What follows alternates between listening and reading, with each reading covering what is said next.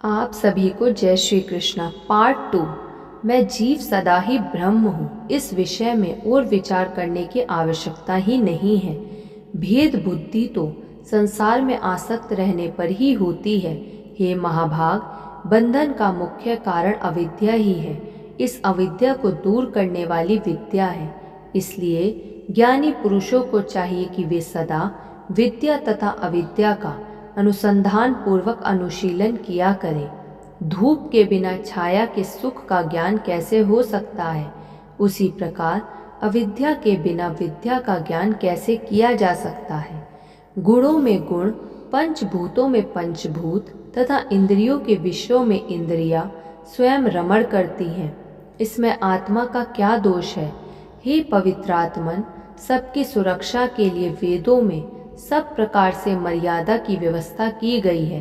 यदि ऐसा ना होता तो नास्तिकों की भांति सब धर्मों का नाश हो जाता। धर्म के नष्ट हो जाने पर सब कुछ नष्ट हो जाएगा और सब वर्णों की आचार परंपरा उल्लंघन हो जाएगा। शुकदेव जी बोले, हे राजन, आपने जो बात कही उसे सुनकर भी मेरा संदेह बना हुआ है, वह किसी प्रकार भी दूर नहीं होता। हे भूपते, वेद धर्मों में हिंसा का बाहुल्य है। उस हिंसा में अनेक प्रकार के अधर्म होते हैं। वेदोक्त धर्म मुक्ति प्रद कैसे हो सकता है? हे राजन, सोमरसपान, पशु हिंसा और मांस भक्षण तो स्पष्ट से ही अनाचार है। सोत्रामणि यज्ञ में तो प्रत्यक्ष रूप से सुराग्रहण का वर्णन किया गया है। इसी प्रकार द्वैत क्रीड़ा एवं अन्य अनेक प्रकार के व्रत बताए गए हैं। सुना जाता है कि प्राचीन काल में शशबिंदु नाम के एक श्रेष्ठ राजा थे। वे बड़े धर्मात्मा, यज्ञ परायण, उदार एवं सत्यवादी थे। वे धर्म रूपी सेतु के रक्षक तथा कुमार्गामी जनों के नियंता थे। उन्होंने पुष्कल दक्षिणा वाले अनेक यज्ञ संपादित किए थे। पशुओं के चर्म से विंध्य पर्वत के समान ऊंचा पर्वत सा बन गया। मेघों के जल बरसाने से चर्मवती नाम की शुभ नदी बह चली। वे राजा भी दिवंगत हो गए, किंतु उनकी कीर्ति भूमंडल पर अचल हो गई। जब इस प्रकार के धर्मों का वर्णन वेद में है, तब हे राजन, मेरी श्रद्धा बुद्धि उनमें नहीं है। स्त्री के साथ भोग में पुरुष सुख प्राप्त करता है और उसके ना मिलने पर वह बहुत दुखी होता है, तो ऐसी दशा में भला वह जीवन मुक्त कैसे हो सकेगा? जनक जी बोले, यज्ञों में जो हिंसा दिखाई देती है वह वास्तव में अहिंसा ही कही गई है, क्योंकि जो हिंसा उपाधि योग से होती है वही हिंसा कहलाती है, अन्यथा नहीं।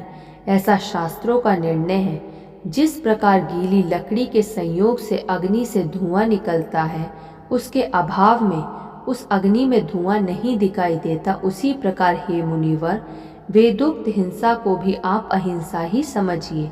रागी जनों द्वारा की गई हिंसा ही हिंसा है, किंतु अनासक्त जनों के लिए वह हिंसा कहीं नहीं कही गई है।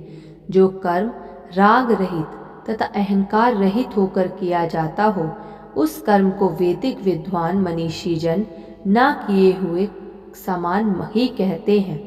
शुकदेव जी बोले, हे महाराज, मेरे हृदय में यह शंका हो रही है कि माया में लिप्त रहते हुए कोई मनुष्य निष्प्रह कैसे हो सकता है।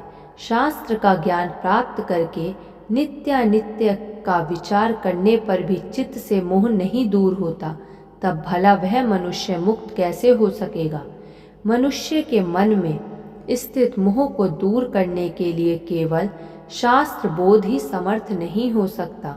जैसे केवल दीप जलाने की बात करने से अंधकार दूर नहीं होता, अतः बुद्धिमान मनुष्यों को चाहिए कि वे कभी किसी से द्वेष भाव ना रखें।